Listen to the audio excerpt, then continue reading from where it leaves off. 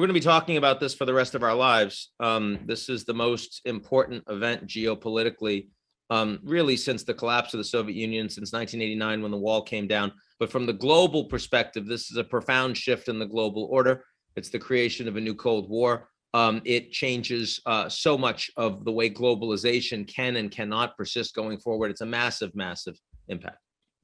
It is the beginning of a second Cold War between the United States and its allies and Russia.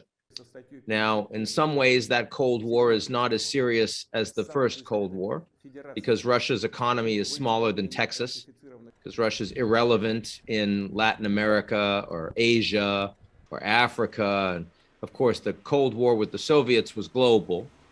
But in some ways, it's more dangerous than the first Cold War because we don't have a lot of the institutional architecture to help create guardrails on unintended escalation. We're going to have to work on that in very short order. And also because the Russians have some tools, particularly when we talk about cyber and disinformation warfare, that are, in a sense, gateway drugs to kinetic warfare.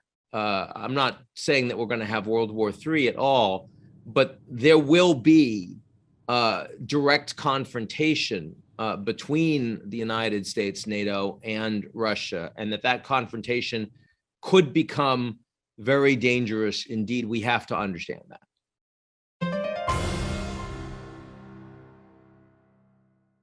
Tens of thousands of Ukrainians are going to die. That government will either be forced into exile or they will be arrested or executed. I mean, that is what we are talking about right here.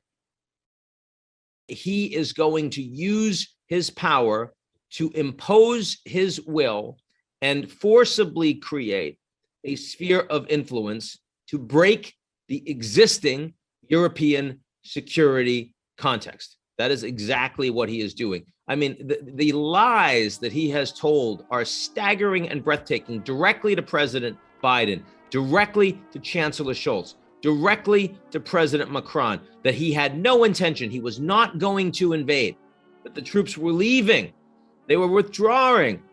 And again, the only de-escalation we've seen over the past month has been the lies told by the Russian president. Everything they've done has been oriented towards this invasion of a completely guiltless, innocent Ukrainian government that has done nothing to antagonize the Russians, nothing to threaten the Russians.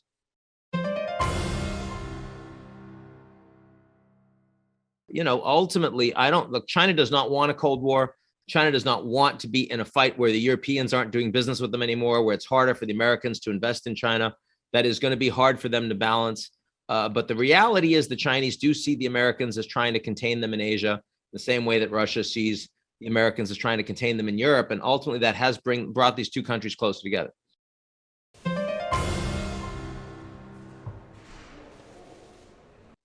It probably takes about 1% off of GDP for the year for the advanced industrial economies.